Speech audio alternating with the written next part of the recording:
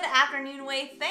This is Ashley from the Way Away, and I just wanted to share with you today how I plan our trips, how I plan our content, and how Josh and I figure out what we're gonna do when we're in each city. Because we travel so often, it is very difficult for me to plan months and ahead of time, weeks and ahead of time even. Yesterday we arrived to Barcelona, and today, the day after, I am planning the 4 to 5 days that we have here in the city. I spent the better part of the morning planning, and so I wanted to share just some websites that I use when I plan, so that if you guys wanted to plan a trip yourself, maybe you can use these websites, maybe you'll find it helpful to use these websites and plan. So when planning, I still like to use a planner. I like to handwrite everything. I know some people use planners in their computers and different things, but for me, this is what works the best. And I actually like to use the month-long calendar where I can cross things out. Usually I'll write things in pencil first and then I'll go over it in pen once it's confirmed. Today I've been working on Barcelona.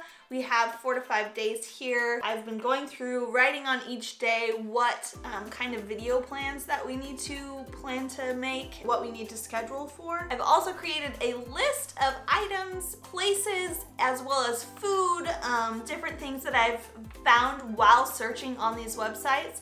That might be interesting, something that maybe when we're out and about we'll come across, and so then I am prepared with maybe a few little facts and interesting information about it, and why it's specific to the area we're in. So now is the portion of the video where I share with you the websites that I like to use while we were planning our trips. So when we first arrive to a new city, we like to go on free walking tours. It's a great way for us to figure out where things are, kind of get our bearings of the city. So the first website I like to go to is called Sandemans, New Europe Sandemans. Because we're in Barcelona, I've looked up specifically Barcelona here, and they have a walking tour every day of the week.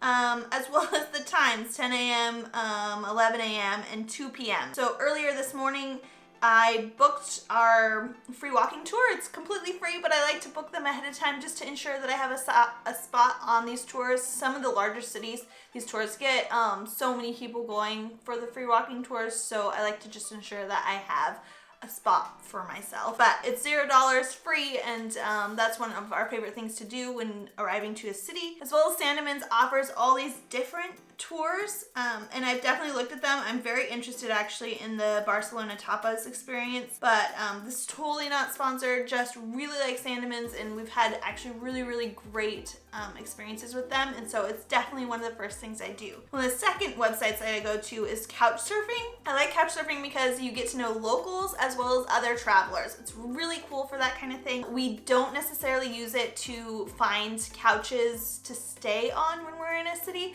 but we do like to use it for the events. So on the website, you can see local hosts, upcoming visitors, so people who are going to be in the area you're going to be in. But in the bottom, you can browse the events, and you can look by date, what date you want to go to an event, and you just scroll through the events. So once you have a Couchsurfing account, you can browse all these different events and see how many people are actually attending the event, what the event is. You can click on the event and see what it is, and you can choose to join. There's free walking tours that they show on here. There's Spanish speaking language classes, so many different opportunities. There's salsa classes, and then there's like tapas and beer, which is something that I've already said that I want to do, and so I just joined the group exploring Barcelona. You can see one attendee is coming, and then you click on it and you can see what the event is. There's people talking. This person is visiting Barcelona, and so they just want to hang out with someone and see the city with someone else. We definitely have done this in multiple cities before, and it's a great way to get to know locals as well as other travelers. So when researching a city, I usually also go to Lonely Planet. Here I've gone to Barcelona Lonely Planet. I just go to the top and search Barcelona here, and it gives you kind of like a rundown about the city here. But then it also gives you top experiences in Barcelona. You can click on them and get a lot of information about the city. I like Lonely Planet because they give you information about the sites. When we are planning where we want to go in the city, I'm able to glean information as well as know what the most popular things are to do, and I can share that with you through our videos. Lonely Planet also gives an area that's a survival guide. It's really great because it shares about visas, best time to go places, the money and cost of things, what you can expect, whether you're a backpacker or you want to spend a lot of money staying in a boutique hotel, as well as health and different information that really is helpful for a traveler. And when you've never been to a place before, it gives you a lot of specific information that is really useful. I think my fourth website that I like to go to is Pinterest. Pinterest really helps me with finding great locations. I kind of outside of the normal tourist location. I like to look at the photos and see if it's a place that I really am interested in, and oftentimes in our videos they say I chose this place because it looked beautiful in the photos, and that's usually where I found on Pinterest. So I just put Barcelona in Pinterest here, and it just comes up with all these different beautiful photos. And when you click on one of the photos, say you're interested in an article about the Barcelona bucket list. I just click on the Barcelona bucket list, and I always go to the side and just read the article. A lot of bloggers put up their information on Pinterest, and so it makes it super easy for me to get the information I need very quickly. So a bucket list, I understand that I'm going to find mostly touristic things, something that most people may want to do when they're in Barcelona, and I will just go through and read the article. I usually glean different things from articles, like showing the food and architecture. Some articles aren't the best, but when you go through Pinterest, it makes it just super easy instead of just Google searching everything, to be able to find specific things that you are interested in, whether you want to know where to eat in Barcelona or 33 day trips from Barcelona. It makes it super simple to find what you're looking for versus having to search through just a ton of information in Google. Plus, Pinterest is one of the best ways to see like where the best Instagram worthy places are. This is where I get some ideas of where we want to take Instagram photos, and I know a lot of other travelers do the same thing. Because we are YouTubers, we want to come up with original content as well as content that people will search for. So something that we like to do is to go incognito in one of the windows and look at YouTube. We'll type in YouTube and we'll see what is most searched for Barcelona. So we'll put in Barcelona, and we're able to see what the most searched things are versus Olympics. This is all football, soccer stuff. So obviously here in Barcelona, football is the most searched for thing here in YouTube.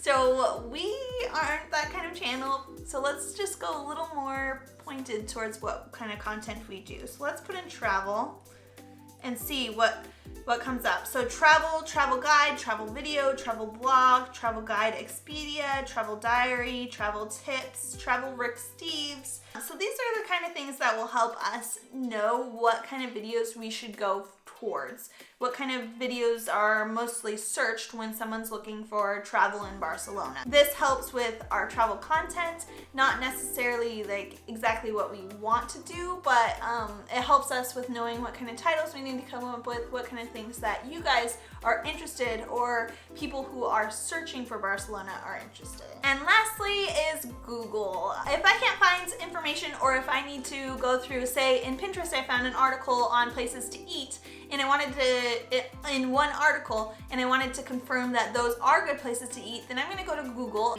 So here, for example, I put best churros and chocolate in Barcelona. And I'm going to get all this information, different articles, and so then I'll go through the articles and read them and just kind of confirm. Maybe on my list I'll write down one of the top ones and then see if other people are confirming that, yeah, that's one of the best. Or if there's even just one specific one that they say has the best hot chocolate and they put whipped cream on it and I really want whipped cream, then I will choose that one for myself. Lastly, specifically to Barcelona, if you're coming to Barcelona, I suggest this website that I came across when I was reading an article. It's called forfree.barcelona, and through dates you can choose which date you'll be here right here on the calendar, and then it will show the different things for free that are happening in the city. I'm very interested in this flea market right here. Josh and I might do that on Wednesday. I think it would be really fun to go to a flea market in Barcelona and see what kind of things that they have available. But these kind of things usually are available on the tourism websites, which is another area that I might go to just to see what kind of events are happening while I'm in a city that I'm visiting. So this is kind of the whirlwind way that I plan our travels, and what I've been doing the last couple hours this morning is just going through websites, reading a lot of things, writing down information. If something of interest comes up, then I'll just write it down on my little list and then I can go back. I also send Josh like 1 billion emails of places that I'm interested in, and so that we can go back. Maybe we're in one of the same areas and we're interested in going to it. Then I will be able to look through his text because it will be with us and we'll be able to find it easily. So yeah, that's how we plan things. It's not a science, but all these different websites definitely help. I don't just go to one, but I like to go to a bunch of them and get a lot of information and then have that information while we travel. And then while I'm reading things, I'm learning about the culture, the place, the people. And so then with that information, I'm able to share that through the videos. It's all learning and yeah, just trying to figure out the best place to go. When you're traveling, you can literally do anything. You could just go to a neighborhood and walk around and be totally fine. Yeah, it's fun to plan. I like planning. I don't mind it. I do it a whole lot. And this is just the way that I found best for me. So I hope you guys enjoyed this video. I hope it all made sense and that it can help you plan your next trip. Wave fam, I hope I encouraged you to get out and travel today, and I'll see you in the next video. Have a good day. Bye.